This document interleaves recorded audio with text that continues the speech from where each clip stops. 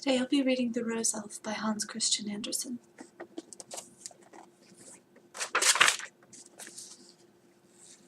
In the middle of a garden there was a rose tree that was completely full of roses, and in one of these, the most beautiful of them all, lived an elf. He was so tiny that no human eye could see him. He had a bedroom behind every rose petal. He was as well formed and lovely as any child could be, and had wings from his shoulders all the way down to his feet. What a lovely fragrance there was in his rooms, and how clear and lovely the walls were. Of course they were the fine pink rose petals. All day he amused himself in the warm sunshine, flew from flower to flower, danced on the wings of the flying butterfly, and measured how many steps he had to take to run over all the roads and paths on a single linden leaf. What we call veins in the leaves is what he called roads and paths. They were long roads for him, and before he was finished, the sun went down. He had also begun pretty late. It became cold. The dew fell, and the wind blew. It was best to get home. He hurried as fast as he could, but the rose had closed, and he couldn't get in. Not a single rose stood open. The poor little elf was so scared. He had never been out at night before, had always slept so cozily behind the snug rose petals. Oh, this would surely be the death of him. He knew that there was a bower of lovely honeysuckle at the other end of the garden. The flowers looked like big painted thorns. He would climb down in one of those and sleep until tomorrow. He flew over there. Hush! There were two people in there. A handsome young man and the loveliest maiden. They sat beside each other and wished that they never had to part for all eternity. They loved each other so much. Much more than the best child can love his mother and father. But we must part, said the young man. Your brother doesn't like me, and that's why he has sent me on an errand far away over the mountains and seas. Farewell, my sweet bride, for that is what you are to me. And then they kissed each other, and the young girl gave him a rose. But before she handed it to him, she pressed a kiss on it, so firm and heartfelt that the flower opened up, and the little elf flew into it and snuggled his head up against its fine, fragrant walls. But he could clearly hear them saying goodbye, and he felt it when the rose was placed on the young man's chest. How the heart was pounding in there! The little elf couldn't fall asleep, for it was pounding too hard. The rose didn't lie still on his chest for long. The man took it off, and while he was walking through the dark forest, he kissed the flower so often and so fervently that the little elf was nearly crushed to death. He could feel through the petals how the man's lips burned, and the rose itself had opened as from the strongest midday sun. Then another man came, dark and angry. He was the beautiful girl's wicked brother. He took out a knife so sharp and long, and while the other kissed the rose, the wicked man stabbed him to death, cut off his head, and buried it with the body in the soft earth under the linden tree. Now he's gone and forgotten, the wicked brother thought. He'll never come back again. He was going on a long trip, over mountains and seas, where one could easily lose one's life, and that's what happened. He won't come back, and my sister dare not ever ask me about him. Then he scraped together some wilted leaves with his foot over the disturbed earth and walked home in the dark night. But he didn't walk alone as he thought. The little elf was with him. He sat in a wilted rolled-up linden leaf that had fallen in the evil man's hair when he dug the grave. His hat was placed over it. It was very dark in there, and the elf was shaking with fright and anger over the dreadful deed. In the early morning the wicked man came home. He took off his hat and went into his sister's bedroom. The lovely blooming girl was lying there dreaming of whom she loved so much, and whom she thought was now far away over mountains and forests. The evil brother bent over her and laughed as wickedly as a devil can laugh.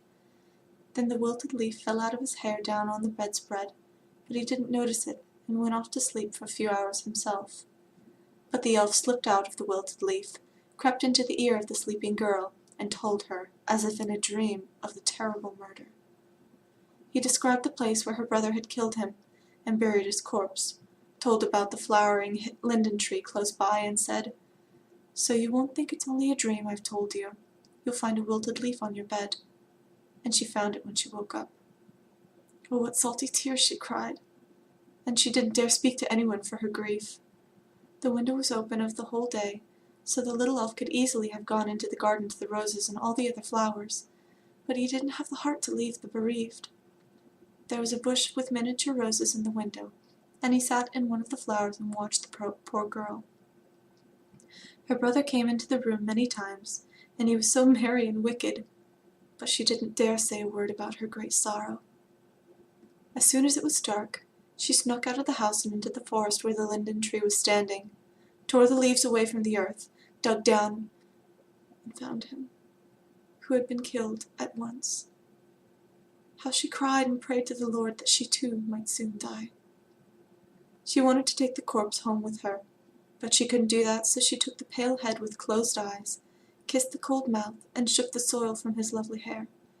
"This I will keep," she said, and when she had placed dirt and leaves on the dead body, she took the head home with her. She also took a little branch from a jasmine tree that bloomed in the woods where he was killed. As soon as she was back in her room, she got the largest flower pot she could find, and placed the dead man's head in it, put soil on top, and planted the jasmine branch in the pot. "Farewell, farewell," whispered the little elf. He couldn't stand seeing all the sorrow any longer, and flew away into the garden to his rose. But it had faded away. Only a few pale petals were hanging on the green rosehip. "How quickly the beautiful and good pass away," sighed the elf. He finally found another rose, and it became his house. Behind its fine, fragrant petals he could live and build his home. Every morning he flew to the poor girl's window, and she always stood crying by the flower pot. The salty tears fell on the jasmine branch, and every day as she became paler and paler, the branch became fresher and greener. One shoot after another grew forth. Small white buds appeared for flowers, and she kissed them. But the wicked brother scolded her and asked if she had become a fool. He couldn't understand or tolerate that she was always crying over the flower pot. He didn't know, of course, whose eyes were closed there, and whose red lips had become earth there. She leaned her head up against the flower pot, and the little elf found her slumbering there. He climbed into her ear, told about the evening in the bower, about the smell of roses, and the love of the elves. She dreamed so sweetly, and while she dreamed, life faded away. She died a quiet death, and was in heaven with whom she loved.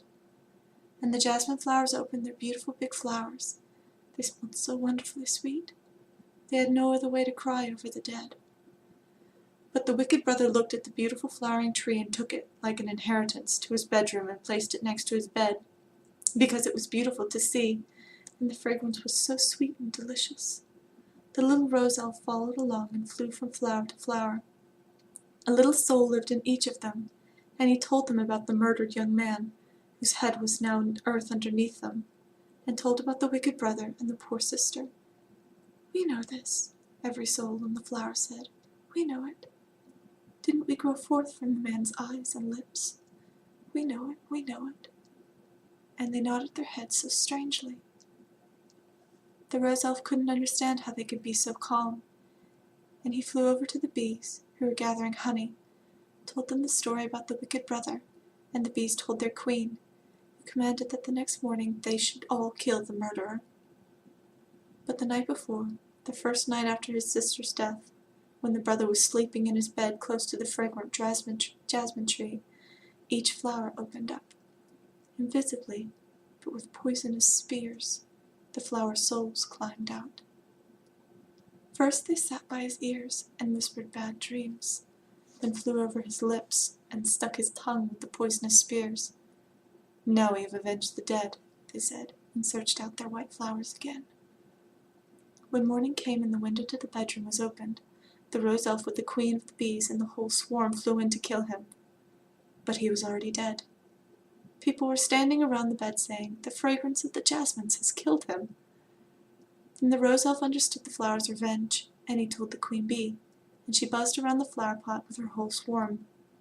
The bees couldn't be chased away, so a man took the flower pot away, and one of the bees stuck his hand so that the flower pot fell and broke in two. They saw the white skull, and they knew that the dead man in the bed was a murderer. And the queen bee buzzed in the air and sang about the flower's revenge, and about the rose elf, and that behind the smallest leaf lives one who can tell about wickedness and avenge it.